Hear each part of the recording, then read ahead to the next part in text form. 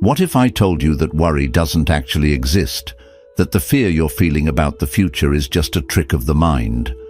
Bobby McFerrin sang "Don't Worry, Be Happy," and while it sounded like a simple feel-good tune, it holds a deep truth that Buddhism has been teaching for centuries. In this video, you'll discover why worry is just an illusion, how the present moment is all you truly need, and how to live with more peace, more lightness, and yes, more happiness. Stay with us. This could change the way you see life. What is worry according to Buddhism? Worry is something we all experience. It shows up when we lie in bed at night, eyes wide open, replaying conversations, imagining worst-case scenarios, trying to plan every detail of a future we can't control. We've come to believe that worrying is normal, even necessary, that it means we care, that we're being responsible. But what if that belief is the actual problem? In Buddhism, worry isn't seen as a useful habit. It's seen as a form of dukkha, suffering or dissatisfaction, and not just any suffering but self-created suffering, the kind that arises not from what's happening right now, but from what might happen later. Worry lives in the future, and in doing so, it pulls us out of the present moment. The Buddha taught that the present is the only place where life truly happens. Everything else is imagination. From the Buddhist perspective, worry is not just uncomfortable, it's deeply misleading. It creates a false sense of control. The idea that if we think enough, plan enough, anticipate every possible problem, we'll be safe. But Buddhism shows us that this is an illusion. Impermanence, anicca, is one of the core truths of existence. Everything is always changing, shifting, moving. No matter how much we prepare, life will always surprise us. Worry also arises from attachment, upadana in Pali. We cling to outcomes, to people, to situations going a certain way, and when our grip tightens, our fear grows. We fear losing what we have or not getting what we want. That fear feeds worry. It keeps the mind racing. Buddhism doesn't say we shouldn't care, it says we shouldn't cling, because clinging creates dependency, and dependency fuels anxiety. The Buddha used a powerful metaphor to explain this. Imagine a person walking through a forest who suddenly gets hit by an arrow. That arrow is real, it's painful, but then instead of treating the wound, they shoot themselves with a second arrow. That's worry. That's us. Every time we relive pain in our minds, imagine new dangers, or obsess over things beyond our control. The first arrow is life. The second arrow is our reaction to life. And while we may not avoid the first, the second is optional. Now here's the most liberating part. Buddhism teaches that if worry is something we create, then we can also uncreate it. Through mindfulness sati, we begin to observe the mind. We notice thoughts coming and going like clouds in the sky. We stop identifying with them. We start to see clearly and calmly that worry is not something we are. It's something we experience. And anything that we can observe, we can release. When you sit in meditation and a wave of worry appears, the practice is not to fight it. You simply label it, worry, and then you let it pass. In that moment, you're reclaiming your peace, not by fixing the future, but by returning to the now. So, what is worry according to Buddhism? It's a habit of the untrained mind, a product of fear, clinging and ignorance. And it is absolutely possible to live without it, not by pretending problems don't exist, but by seeing through the illusion that worry solves them. The more we train our mind to stay present, the more we see that this moment right now is not only enough, it's all we ever truly have. The mind's trap. How we create suffering with thoughts.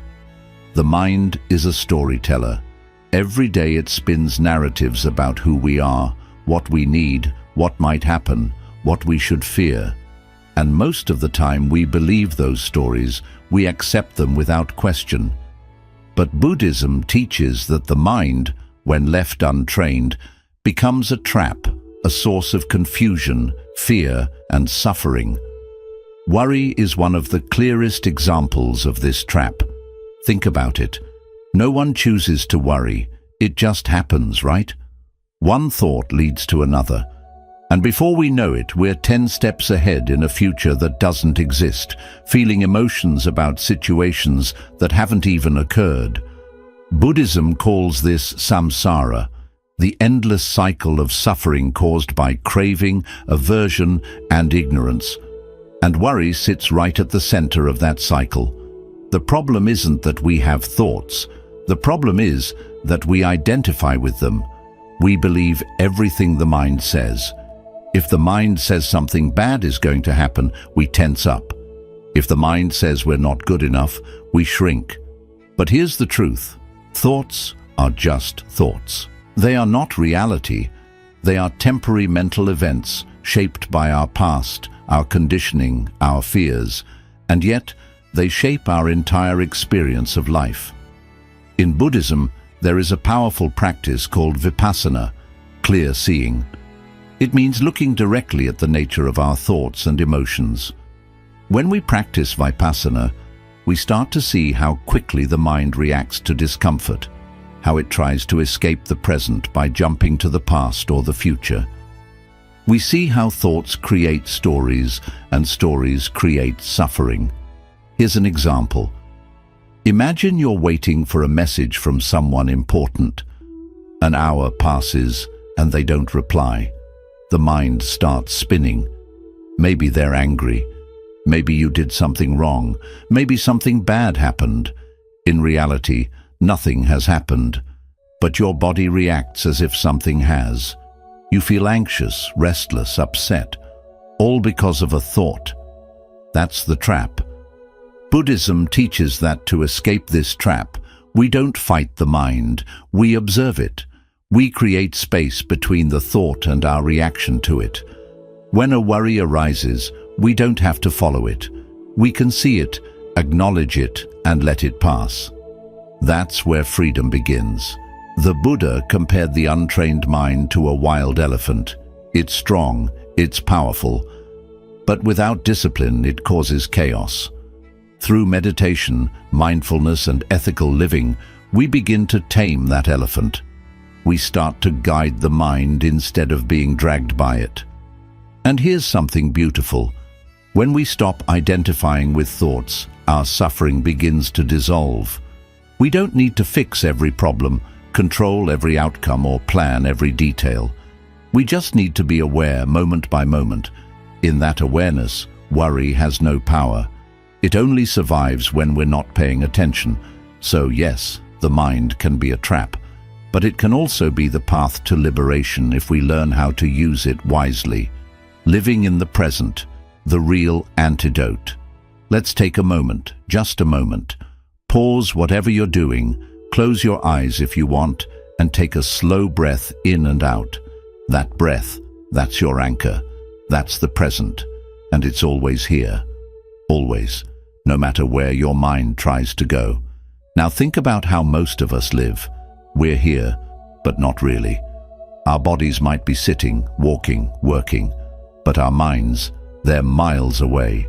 We're thinking about the message we haven't answered, the mistake we made last week, the deadline we have tomorrow, the conversation we're scared to have. Our thoughts jump ahead, trying to prepare for the worst. And while all of that is happening, we miss what's actually real, this moment. Right now, Buddhism teaches something very simple but very powerful. Suffering happens when we leave the present, when we resist what's here, when we wish it were different. And anxiety is the signal that we're living in a future that doesn't exist. We're arguing with life before it even happens. But what if we could stop doing that? What if we could train ourselves gently to stay here? Not forever, just for one breath, one step, one moment at a time. This is where mindfulness comes in. And no, It's not just sitting with your eyes closed for 20 minutes a day. Mindfulness is noticing. It's being fully awake to your life. When you eat, you taste. When you walk, you feel your feet touching the ground. When you listen, you actually hear. You don't rush to respond. You don't judge. You're just here, fully. And something amazing happens when we start living this way. The noise in our heads, it softens. The pressure in our chest, it loosens. We stop creating stories about what could go wrong. We stop building mountains out of tiny thoughts. We stop making ourselves sick with possibilities. And instead, we find presence. We find peace. You might be wondering, okay, but how do I stay present when life is so uncertain? The answer isn't to control life, it's to trust it. Being present doesn't mean everything is perfect. It means you're strong enough to stay with what is, instead of running from what might be. And here's something most people miss. When you're present, you make better decisions. You see more clearly. You respond instead of react. You breathe instead of panic. That space between thought and action, that's where your power lives. That's where your freedom is born. We don't have to live as prisoners of our minds. We can train ourselves to come back again and again. No guilt, no rush. Just return to the breath, to the body, to the now. Because the truth is, this moment is the only place where happiness can live. Not in the memory of yesterday, not in the dream of tomorrow. Just here, and here, in this quiet, ordinary moment, you'll find everything you've been looking for. So next time the thoughts start spinning, the heart starts racing, and the mind starts building its what-if tower, pause, place a hand on your chest, take a breath, smile, even just a little, and say to yourself, I'm here, I'm safe, I'm enough. That's the real antidote to anxiety. Not control, not perfection, just presence. Trusting life, the art of letting go. Letting go sounds simple, but if you've ever tried it, you know it's one of the hardest things to do. Because deep down, most of us carry a quiet fear that if we let go, things will fall apart. That if we stop worrying, we'll lose control. That if we stop trying so hard, something bad will happen. So we keep holding on to plans, to expectations, to people, to outcomes. We grip tighter and tighter, thinking it'll keep us safe. But Buddhism teaches us something radically different. The more you cling, the more pain you feel. Trusting life doesn't mean pretending everything is okay. It means understanding that control was never the real solution. All that worrying, all that overthinking, the urge to plan every single thing, it wasn't keeping you safe. It was draining your energy. Because here's the truth, no one tells us this when we're growing up. Life wasn't made to be controlled. It was made to be experienced. Completely. Honestly. One moment at a time. Just take nature, for example. A tree doesn't stress about when its leaves will fall. A river doesn't freak out when the flow shifts. A bird doesn't question if the wind will hold it. There's a quiet trust built into nature. A calm, deep trust in how life moves. And Buddhism reminds us that we're not separate from that movement. We are part of nature. We are life itself, unfolding right now. And when we fight that, we struggle. When we resist, we tighten up. But when we trust, we relax. You've likely felt it before, those rare times when nothing is certain, yet you feel peaceful. Maybe it happened during a crisis, or a big life change, or when you finally said, I don't know what's coming, but I'll handle it when it does. That's trust. That's what it means to let go. And oddly enough, it's in those moments that we feel the most alive. But to reach that point, we have to face some old patterns. We need to unlearn the idea that worrying shows we care, that planning everything means we're being responsible, that being in control means we're strong. The Buddha didn't tell us to escape life. He showed us how to face it as it is, with all its mess, its beauty, and its unexpected turns. He taught that everything changes, anicca, that nothing stays the same forever. And when we really understand this, not just in theory but in daily life, something shifts inside us. We begin to hold things with a lighter touch. We stop trying to control every outcome. We start to see that peace doesn't come from knowing everything. It comes from being fully here. It comes from surrender. But surrender doesn't mean giving up. It means giving in, not to failure, but to wisdom. It's saying, I'll do my best, but I won't lose my peace trying to control what's beyond me. It's realizing that life is greater than you. And that's not something to fear. That's something to admire. Because when you stop trying to manage the whole universe, you start becoming a part of it. You begin to trust that you're being guided, even if you can't see the direction. And this is where true freedom lives, in letting go of the illusion of control. Not just once, not in a single moment of insight, but over and over again. Each day, each breath, each time fear shows up and whispers, "You're only safe if you control everything." And you reply, "No. I choose to trust instead. Trust how things unfold. Trust that what's meant for me will reach me. Trust that when the time comes, I'll know what to do. And if I don't know, I'll trust that not knowing is part of the journey too." This kind of trust isn't about being passive. It's full of life.